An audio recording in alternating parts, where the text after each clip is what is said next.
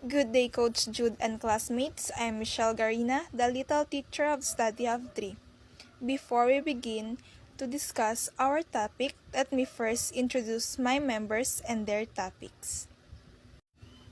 I am the first speaker and I will going to discuss about a learner-centered psychological factors, a cognitive and metacognitive factors. First is nature of learning process. Second is goal of the learning process. Third is construction of the learning process. Fourth, strategic thinking. Fifth, thinking about thinking. Sixth, context of learning. The second reporter is Camille Sanchez. She will going to discuss about motivational and affective factors. First is motivational and emotional influences. Second is intrinsic motivation to learn. Third is effects of motivation on efforts. And the third speaker is Melody Alip. She will also to discuss about developmental and social factors. First is developmental influences a learning. Second is social influences on learning. The fourth speaker is Trixie Marine Senda. She will going to discuss about individual differences. First, individual differences in learning. Second, learning and diversity. Third is standard and assessment. And the last but not the least, the fifth reporter, she will going to discuss about the legal and the policy framework and the learner-centered teaching. First, RA 1053-3 and K-12 framework. At the end of the unit, the pre-service teacher can discuss the psychological principle of learner-centeredness of basis for differentiated teaching to suit learners, genders, needs, interests, strength, and experiences. Identify factors that promote learner-centeredness and motivate learners to work productively and be accountable their own learning. Reflect on how developmental and social factors can influence learning environments to promote fairness, respect, and care, and relate RA 1053-3 and K-12 framework to the principles of learning centeredness. Okay, so before I start with my topic, let me first recap the previous topic about the learner-centered teaching, foundation, and characteristics. So, learner-centered teaching focuses on shifting the emphasis from the teacher to the student, encouraging active participation, collaboration, and critical thinking. It is grounded in the belief that students learn best when they take responsibility for their learning and actively engage in the process. Okay, so let's start to discuss with my topic. Okay, so learner-centered psychological principles, cognitive and metacognitive. So learner-centered psychological principles, it is focused on how students actively process and construct knowledge while emphasizing the role of their thoughts, belief, and learning strategies. These principles are rooted in cognitive and metacognitive theories, which describe how individuals acquire, organize, and apply knowledge effectively. So, cognitive factors. These refer to the mental processes involved in gaining knowledge and understanding, including thinking, memory, and problem solving, and attention. Cognitive factors emphasize how learners actively process and organize information to make sense of it. And metacognitive factors, these involve higher order thinking skills that enable learners to monitor and regulate their cognitive processes. Metacognition is often described as thinking about thinking and includes planning, monitoring, and evaluating one's learning strategies and outcomes. So first, the nature of learning process. So learning is a process of acquiring knowledge and skills through experience, practice, and study. It involves actively constructing understanding rather than passively receiving information. Effective learning is both intentional and goal-directed. Like for example, a student learning to solve a math problem must be active, engaged with the problem, apply relevant formulas, and reflect on their understanding to arrive at a solution. Second is goal of the learning process. So learning goals determine what learners aim to achieve. Clear and meaningful goals help learners focus their efforts, monitor progress, and stay motivated. Goals can be short term, like for example, mastering a topic, or long term, pursuing a career. For example, in a classroom, a teacher might set the goal of enabling students to understand the basics of photosynthesis. A long-term goal could be developing scientific thinking skills. Third is construction knowledge. So, learners actively construct knowledge by connecting new information with their existing knowledge bases. So, this process involves organizing, analyzing information to build a deeper understanding. So, like for example, a student studying World War II might connect new details about battles with the prior knowledge of its causes, resulting in a comprehensive understanding of the event. Fourth is strategic thinking. So, strategic thinking involves planning, monitoring, and evaluating one's connective activities to achieve learning goals. So, learners use strategies such as summarizing, questioning, and predicting to enhance understanding. Like, just for example, when reading a complex article, a student might underline key points, summarize sections, and ask clarifying questions to ensure the comprehension. Fifth is thinking about thinking. So, metacognition refers to the awareness and regulations of one's own thinking processes. It includes skills like self-monitoring, self-assessment, and adapting strategies to improve learning outcomes. For example, a student preparing for an exam might realize they struggle with a specific topic and allocate extra study time to address it. And last, six, context of learning. So learning is influenced by the context which it occurs, including the physical environment, social interaction, and cultural factors. The context shapes how information is perceived, processed, and retained. For example, a collaborative group activity on environmental conversation allows students to learn not only from the material but also from their peers' perspective and ideas. So, in summary, the cognitive and metacognitive factors are critical in designing effective learning experiences. By understanding these principles, educators can create learner-centered environments that foster active engagement, strategic thinking, and deep understanding. So that's all for today. Thank you for listening. Good day, my name is Camille Sanchez from Bitred IA Section 1B, and today I will be discuss the motivational and affective factors, motivational and emotional influence, intrinsic motivation to learn, and effects on motivation on effort. Motivational and effective factors are elements that drive individuals to achieve their goals, performance well, and reach their full potential. Motivational factors. These are the factors that drive individuals to take action, pursue goals, and overcome obstacles. Example of motivational factors.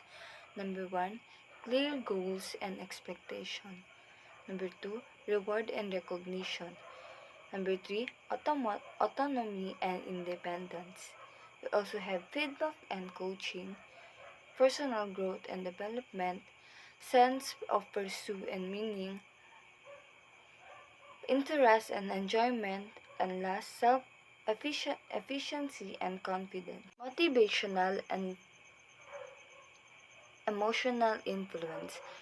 Motivational and emotional influence refer to the external and internal factors that drive individuals to take action, make decisions, and behave in a certain way. Motivational influence, these are the factors that stimulate individuals to pursue goals, overcome obstacles, and achieve success. Example of motivational influence include: number one, we have intrinsic motivation, personal interest, values, and desire. Number two, extrinsic motivation, external rewards, recognition, and pressures. Number three, achievement motivation, desire to succeed and achieve. A power motivation, need for control and influence. Number five, affiliation motivation, for social connection and belonging. Intrinsic motivation to learn refers to the desire to learn and engage in academic activities for personal satisfaction, enjoyment, and interest rather than to external reward or pressures. We have characteristics of intrinsic motivation. Number one, we have autonomy. Students feel a sense of control over their learnings. Number two, curiosity. Students are driven by desire to learn and understand new concepts. Number three, interest. Students enjoy the learning process and find it engaging. Number four, satisfaction. Students feel a sense of accomplishment and satisfaction for learning. And last, number five, personal growth. Students see learning as a way to improve themselves and achieve personal goals. The effects of motivation on efforts can be significant. Here are some key to consider. Number one, we have positive effects. Increased persistence. Motivated individuals are more likely to persist in the face of obstacles and challenges. Number two, greater effort. Motivation can lead to increased effort and energy expenditure, resulting in better performance and the effects of motivation on efforts can be significant. Here are some key to consider. Number one, we have positive effects. Increased persistence. Motivated individuals are more likely to persist in the face of obstacles and challenges. Number two, greater effort. Motivation can lead to increased effort and energy expenditure, resulting in better performance and outcomes. Number three, improved focus. Motivated individuals tend to be more focused and concentrated, leading to be better time management and productivity. Number four, we have enhanced creativity. Motivation can be stimulate creativity and innovation, leading to new ideas and solutions. We have also negative effects. Number one, burnout. Over-motivation can lead to burnout, where individuals become exhausted and depleted. Number two, unrealistic expectations. Motivation can sometimes lead to unrealistic expectation, resulting to disappointment and frustration. Number three, over overemphasis on outcome. Excessive motivation can lead to an overemphasis on outcome rather than the process or journey. Number four, anxiety and stress. Motivation can sometimes be accompanied by anxiety.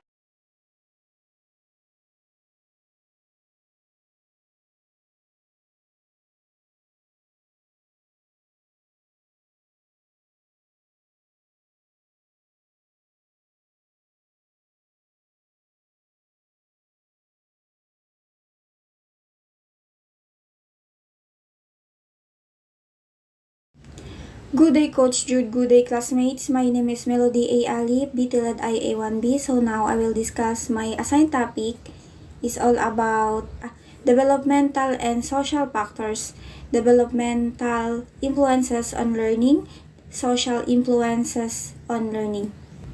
So, this lesson explores how developmental and social factors impact learning.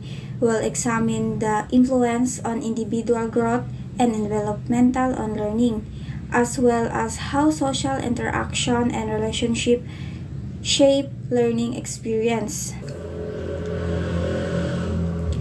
Developmental influence on learning is developmental factors refers to the exchange stage individuals go through as they grow and mature.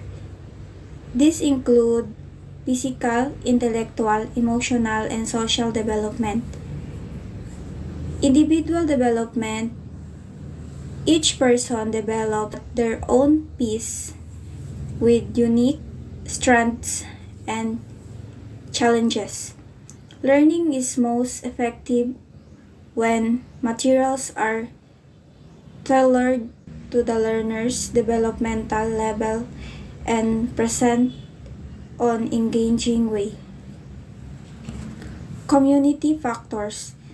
The environment is which a learner grows up, including their home, school, culture, and friends, significantly influences their learning. Parental development, active participation by parents in their children's education can positively impact student achievement, social emotional skills, well-being, and mental health. Developmental differences. Learners with and without disabilities have different developmental needs. Understanding these differences help create optimal learning developments for all students. For social influences on learning, social factors refer to the interactions and relationships learners have with others. Social interactions. Learning is enhanced with learners have opportunities to interact and collaborate with others on tasks. Quality personal relationships. Positive relationship with peers, teachers, and family members can foster a sense of belonging, self-respect, and acceptance, creating a positive learning environment. Positive learning climates, creating a safe and inclusive learning environment where learners feel comfortable sharing ideas and actively participating is crucial for promoting healthy thinking, feeling, and behavior. So for conclusion, understanding the interplay of developmental and social factors is essential for creating effective learning environments. By considering individual needs, fostering positive relationships, and promoting social interaction, educators can examine learning outcomes for all students. So this is my reference. So that's all. Thank you. Hey everyone, my name is Trixie Marin Vicenda from BTLAD IA1B. With my assigned topic, I will discuss the individual differences in learning. So, individual differences, no two individuals are exactly similar, everyone is unique. Even the identical twins differs from each other. Individuals differ in their attitude, aptitude, intelligence, abilities, interests, and other personality. Learning and diversity. Learning about and understanding diversity in the classroom can enhance the perspective of both prospective and developing teachers in many ways as they engage with the realities of today's classroom. So the last part of my topic, which is standard and assessment, a type of assessment that is designed based on set of clear projection or objectives for evaluating student knowledge and skill. Good day, everyone. I'm Rachel J. Gagano Cruz, and I will be the fifth reporter, and my topic is legal and policy frameworks in learner-centered teaching. So, legal and policy frameworks refers to the laws, guidelines, and principles that support and regulate learner-centered teaching. These frameworks ensure that education system follow standards that prioritize students' needs, abilities, and learning experiences. So these are the two legal and policy frameworks learner-centered in teaching. The first one is Republic Act 10533, Enhanced Basic Education Act of 2013. RA 10533 is a law that institutionalized the K-12 education system in the Philippines. It mandates the expansion of basic education from 10 to 12 years old, ensuring that learners receive a more holistic, globally competitive education. So, this law emphasizes learner-centered teaching by integrating contextualized and flexible curriculum standards that caters to students' diverse needs. It promotes the use of mother tongue-based multilingual education in early grade and encourage critical thinking, problem solving, and lifelong learning skills. The next one is the K-12 framework. The K-12 framework refers to the Philippines education reform that added 2 more years to basic education to enhance student preparedness for higher education, employment, and entrepreneurship. This framework is based on learner-centered teaching principles. It's provide a structured, developmentally appropriate curriculum that align with the student abilities and interests. Incorporates spiral progression, contextualized learning, and integrative teaching approach to support holistic development.